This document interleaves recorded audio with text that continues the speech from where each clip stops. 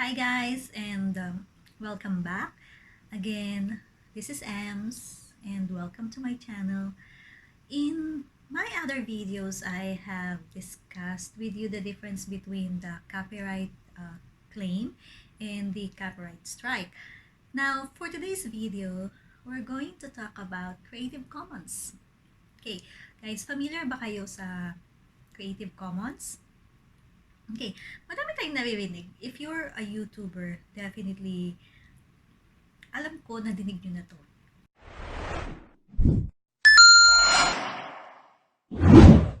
Okay. Guys, dun kasi sa YouTube channel natin, kung i-explore nyo lang siya, meron tong two types of parang licensing na you can choose if you want it to be YouTube standard license or Creative Commons attributions.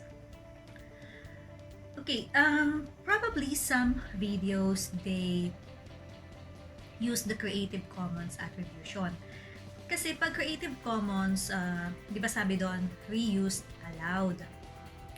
Okay, before, may mga in-upload ako na Creative Commons videos. Because I've seen in some YouTubers na nagtitrending yung ano nila, yung mga videos nila, tapos ang bilis nilang makakuha ng mga subscribers, ang bilis nilang nag-monetize. Okay. So, dahil dun sa mga Creative Commons. Bakit? Syempre, kung merong isang channel na nakalagay doon Creative Commons, matitempt ka na i-reuse or i-re-upload yung video niya. Lalo na kung nakatag naman siya as Creative Commons. Pero guys, mag-ingat tayo. Kasi, meron akong alam na isang YouTuber na ang bilis ng subscriber niya. Tapos napapansin ko bakit parang yung all the videos or most of the videos na ina-upload niya is coming from that one big YouTuber na nire-upload niya. Naggagawa siya ng editing, but still, sabi ko, original content pa rin yun nung YouTuber na yun. Napaisip ako, sabi ko, is it really allowed? Tapos sabi nga doon, reused allowed. Gusto ko sana ding mag-upload nung mga videos nung malaking YouTuber na yun, kako para mabilis din na mag-grow yung channel ko. Pero hindi ko masyadong pinanood kung paano nila ginagawa. Ewan ko, siguro pinag-adyan na din ng kapalaran na hindi ko na siya gawin. Kasi after some time, nalaman ko na yung YouTuber na yon na nag-upload ng mga Creative Commons, nag-monetize yung channel niya. Totoo, nag-monetize siya, nakasahod siya ng 3 times. However, after that, naka-receive siya ng notice from YouTube na meron siyang copyright strike. Bigla naging sunod-sunod na 3 copyright strike yung na-receive niya. Parang hindi niya lubos naisip na yung dahilan ng copyright strike niya is itong mga Creative Commons na in-upload niya. So, nag-isip ako, hindi ko talaga, o hindi naman niya na-explain yung pinaka-details. And napanood ka lang din kasi dun sa vlog niya, yung nangyari.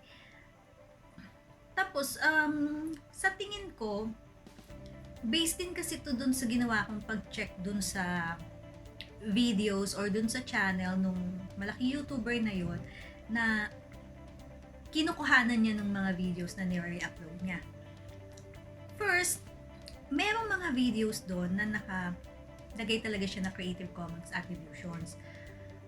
Pero na-notice ko after a while, nung medyo matagal na sila sa YouTube, I'm actually talking about this big YouTuber, ha? Guys, yung mga ibang video niya, hindi na nakalagay na Creative Commons. Pero dun sa description box, meron tong link for Creative Commons attributions na parang you have to go to this link. Hindi ko alam, hindi ko naintindihan, hindi ko na din inopen yung link na yun. So parang nawalan na ako ng interest at sabi ko, wag na nga lang. May na-upload ako na like yung top 10 trains, ganyan, fastest car, yun. Pero if manonotice nyo guys, dinilit ko na din yung sa channel ko. Yung videos na yun, 3 yun. Ay, 5 nga yata, 5. Kasi yung fastest train, most expensive car, fastest car, tapos yung funniest video compilation, 2 pa nga yun.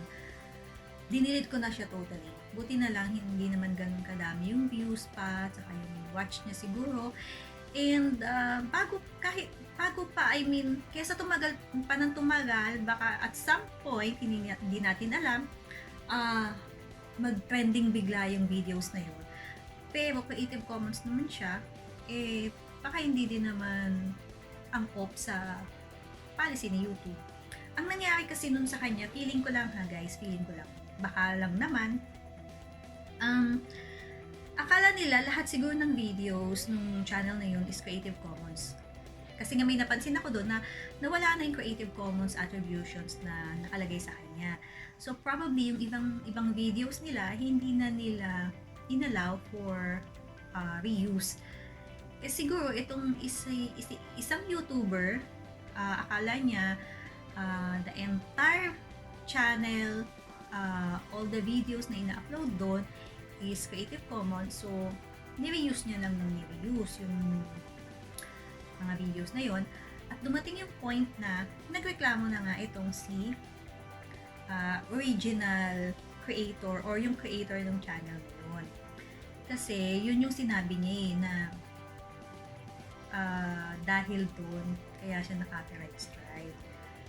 Ang masakit lang doon kung kailan nag-monetize na siya, ang laki na ng channel niya, at saka siya naka-receive ng copyright strike. Guys, ako ayoko mangyari yun, at alam ko kayo ayaw nyo din mangyari yung ganun bagay, yung ma-copyright strike tayo. Diba, na-explain ko nga dun sa isa kong video about copyright strike, na pag naka-receive ka ng 3, automatic, iti-terminate yung channel niya. So siya, in 7 days lang talaga, na-terminate yung channel niya. Akala niya, baka mabalik pa, pero hindi na talaga. Tapos hindi na rin siya nag-file ng dispute kasi alam naman niya hindi niya original content yung mga Creative Commons na yun. Though Creative Commons siya, pero hindi pa rin kasi niya original content. Pero wala ka pa rin kasing laban dun eh. Ayun lang guys. So kaya from there, mula nun, nag-upload na lang ako ng mga talagang yung video na in-edit ko. There are some na manonotice nyo sa channel ko, may mga photos doon na parang slideshow siya. Pero at least, may voice over ako doon. So, yung pag bino-voice over ko naman siya, sariling voice ko naman siya. Tapos sa intro, mayroon din ng mga intro na, di ba, nag-show up ako, tapos or at the end of the slideshow, nag-show up din ako. Ganun. Kasi, syempre, sa umpisa, hindi talaga natin alam palahat-lahat eh. Sa eagerness natin na makapag-start agad ng YouTube channel, gusto natin mag-start na agad kasi along the way, doon pa lang natin matututunan yung mga bagay-bagay na dapat nating matutunan. Especially those things in details. Tapos, syempre habang nag-YouTube tayo, nagkakalikot tayo sa channel natin, may mga nadidiscover tayo ng mga features na, ganun pala siya. Kaya, huwag tayong huminto. Let's continue to learn, to explore, and tuloy lang. Tapos i-enjoy lang natin yung pag-YouTube. Okay? Basta tandaan natin na it's better talaga yung bagay na pinag-effortan natin. Yung talagang tayo yung gumawa. Okay? Though nag-edit tayo doon sa mga ibang videos, pero siguro para kay YouTube, hindi sapat yung effort na yun. Lalo pa ngayon, napakahirap na parang nag-iigpit sa YouTube, diba? Meron pa ang isang channel, mabanggit ko lang guys, na ang bilis din niya. Ang ganda kasi ng content niya. Ang problema lang, walang narration. Story siya, pero walang narration. Meron lang siyang yung words na lumalabas na gano'n. Yung pag-narrate niya in typing. Ayaw din ni YouTube nun. Kasi gusto ni YouTube makilala yung identity ng creator. Nagkataon na for all the videos that na in-upload niya, puro ganun siya. Parang she never or he never showed yung sarili niya dun sa in any of the content dun sa channel niya. Ang ganda lang kasi talaga ng content niya. Tapos ang bilis niyang nag-monetize. Ang bilis niyang nagtaas yung subscriber niya, yung watch hours niya. Tapos guys, hindi naman copyright strike yun. Hindi yun copyright strike or copyright claim or anything like that. Hindi lang in-approve ni AdSense yung monetization kasi kailangan niya i-prove yung identity niya on that particular channel. Kung sino yung creator, gustong makilala ni YouTube, kung sino yung creator ng channel na yun. So, I advise na siguro better na wag di tayo gumamit ng voice narration or voice narrator. Nakagamit ako noon in one of my videos or two, pero ngayon i-stop ko na yun para just to make sure. Pero doon naman sa videos na yun, doon sa pangalawa na ginamit ko, meron naman akong introduction doon na nag-show up ako sa camera. And doon sa iba naman na nag-voice over din, siguro better na mag-upload kayo ng ibang content na makikilala kayo ni YouTube na kayo yung yun yung boses nyo at kayo yung nagsasalita doon. Or better like sa intro, showed up yourself, or at the end of the videos, like thank your viewers. Ayun, magpakita kayo. Yan. Yun guys. Sa akin lang naman advice lang at saka based lang sa mga napapanood ko sa iba, yung mga nababasa-basa ko dyan. Hindi ako expert sa YouTube, so these are all based on my experience. Okay? And from what I have learned. And still, I'm learning and nasa learning process pa rin ako. And as day goes by, nadadagdagan yung kaalaman natin about YouTube. Basta wag lang tayong susuko agad. Okay? So, guys, I hope may natutunan kayo sa video na to. And if you haven't subscribed to my channel, please don't forget to subscribe. And if you don't mind getting a notification, you can also click that bell icon so you will be updated with my new videos. Thanks for watching and have a great day. Bye.